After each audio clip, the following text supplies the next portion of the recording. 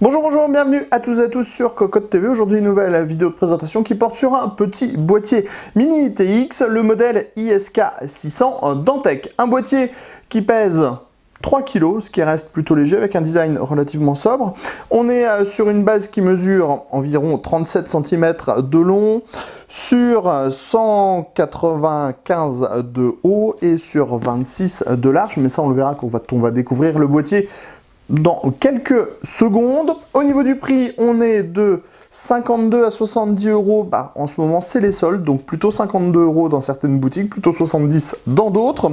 Au niveau des caractéristiques, on pourra mettre un lecteur optique slim, 2 SSD, 3 disques durs, une carte graphique de 32 cm de long maximum. Bref, ça laisse des possibilités plutôt intéressantes. On se donne rendez-vous tout de suite avec le boîtier. Faisons le tour rapidement mais sûrement de ce ISK600. On commence avec quelques specs de nouveau, donc format ITX, 3 kg, le tout mesure 37 cm sur 26 cm sur 19,5 cm. La face avant est en plastique avec une petite finition piano au centre, accueille le logo de la marque, un emplacement ODD slim, le power on, le reset, un USB 2.0, les entrées sorties audio, un USB 3.0. À l'arrière, on a un carénage entièrement en aluminium brossé d'une seule pièce qui recouvre donc l'intégralité du boîtier. Nous allons trouver une petite grille d'aération de ce côté-là et on va voir la même du côté droit. Donc ça permettra un apport en air frais, notamment pour l'alimentation, parce que l'alimentation s'installe à l'avant et aspirera son air frais via cette grille-là. Grille qu'on retrouve aussi de l'autre côté, mais aussi en dessous.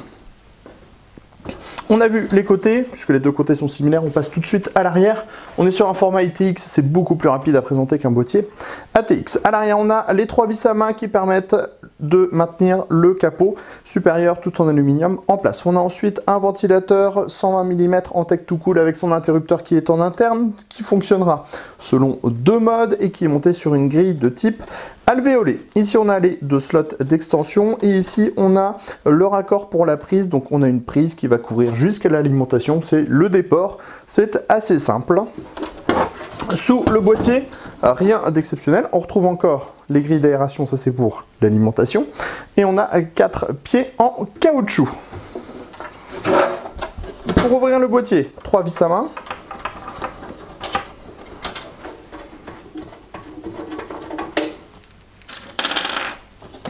On tire, ça s'ouvre très facilement.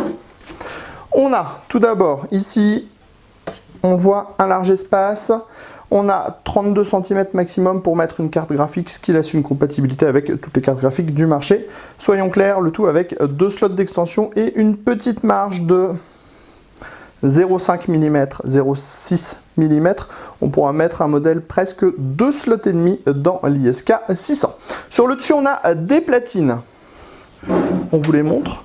On a la première à destination de 2 SSD et un ODD par en dessous et c'est amovible, ce qui permet d'avoir une installation beaucoup plus simple. Pas de support en caoutchouc puisque c'est à destination de SSD et d'un ODD, donc normalement on aura assez peu de vibrations.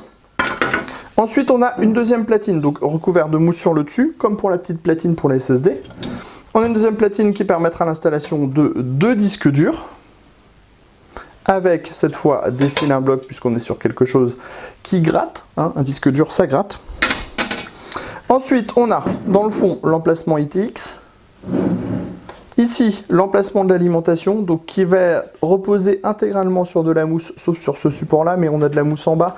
À l'arrière, sur le contour, l'aspiration de l'air se fait par un grand trou qui est à l'avant ici, donc à travers toutes les ouïes qu'on vous a montrées.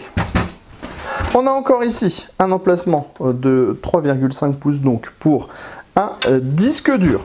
À l'intérieur, on a ici le ventilateur de 120 mm, 2 vitesses, il fonctionne en mode tout cool. On pourra mettre un IO en 120 mm et si on décide d'utiliser un ventirad CPU, on aura jusqu'à 170 mm de hauteur de disponible. C'était l'ISK 600, c'était sur Cocotte TV. On vous proposera très prochainement sur cocotland.com le test complet de ce petit boîtier ITX qui pour 52 € nous semble plutôt très fréquentable. Sur ce, on vous dit à très bientôt pour nos prochaines vidéos.